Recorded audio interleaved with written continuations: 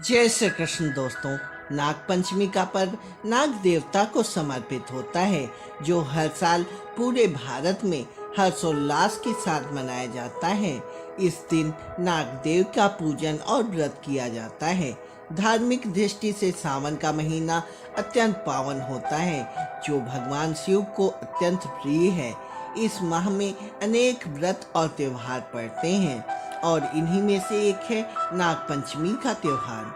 Hindu calendar के अनुसार नाग पंचमी का त्योहार प्रतिवर्ष सावन महीने के शुक्ल पक्ष की पंचमी तिथि को मनाया जाता है। इस दिन नागों की प्रधान रूप से पूजा की जाती है। इनका महीना वर्षा ऋतु का होता है। इसके अंतर्गत ऐसा माना जाता है कि भूगर्भ से नाग निकलकर भूतल पर आ जाते हैं। नाग किसी के भी अहित का कारण ना बने, इसके लिए नाग देवता को प्रसन्न करने के लिए नाग पंचमी में पूजा की जाती है। नाग पंचमी पर प्रातः काल उठकर स्नान आदि कार्यों से निवृत्त होने के बाद सर्वप्रथम भगवान शिव का ध्यान किया जाता है। इसके उपरांत व्रत एवं पूजा का संकल्प लेना चाहिए। अब नाग नागिन की जोड़े की प्रतिमा को गाय के दूध से स्नान कराना चाहिए। दूध से स्नान कराने के बाद अब जल से स्नान करवाना चाहिए। स्नान करवाने के पश्चात नाग नागिन की प्रतिमा को गंध, पुष्प, धूप और दीपक से पूजन करना चाहिए। इसके उपरांत नाग नागिन की प्रतिमा को हल्दी, रोली, चावल और फूल भी अर्पित करने चाहिए। अब घी और चीनी मिलाकर दूध चढ़ाना चाहिए। इसके बाद सच्चे मन से नाग देवता का ध्यान कर उनकी आरती करनी चाहिए। सबसे अंत में नाग पंचमी की कथा को ध्यान से पढ़ना और सुनना चाहिए। सावन शुक्ल पक्ष की पंचमी को पूरे देश में नाग पंचमी का पर्व श्रद्धा भाव से मनाया जाता है। इस दिन नाग देवता का पूजन सुबह सवेरे ही किया जाता है। शास्त्रों में वर्णित है कि नाग पंचमी तिथि के स्वामी स्वयं नागदेव हैं और इस दिन नागों की पूजा करने से धन, मनवांछित फल और शक्ति की प्राप्ति होती है। यह तिथि नागों को प्रसन्न करने के लिए श्रेष्ठ होती है। यही वजह है कि नाग पंचमी पर नागों की पूजा करना अत्यंत महत्वपूर्ण और विशेष माना जाता है। इस तिथि पर नाग नागिन के जोड़े से दूध से स्नान करवाने की परंपरा है। इस दिन पूजा करने से मनुष्य शापों के भय से मुक्ति और पुण्य की प्राप्ति होती है।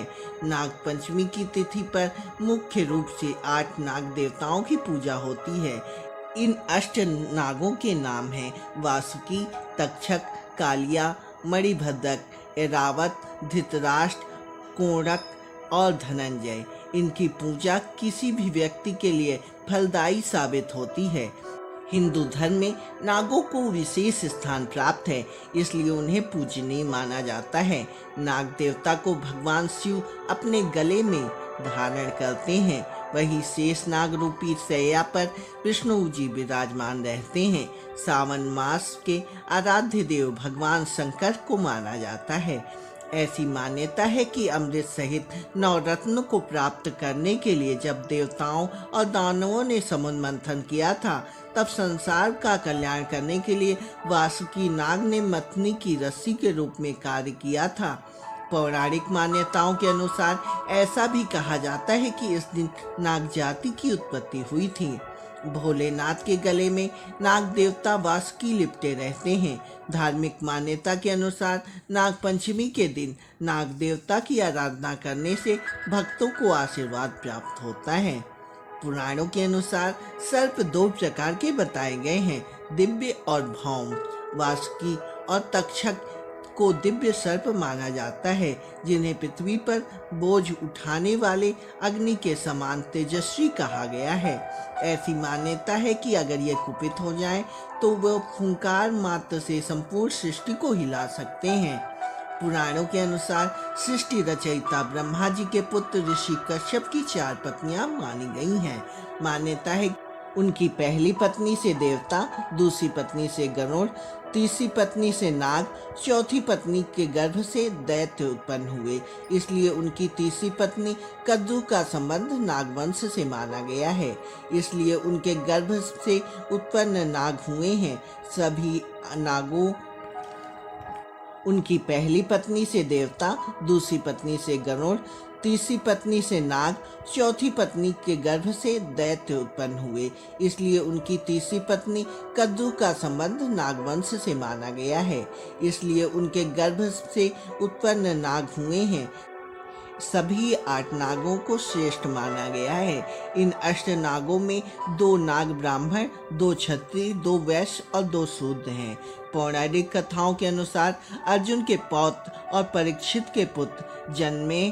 उन्होंने सर्पों से प्रतिशोध व नाग जाति का विनाश करने के लिए नाग यज्ञ संपन्न किया था, क्योंकि उनके पिता राजा परीक्षित की मृत्यु तक्षक सर्प के काटने से हुई थी।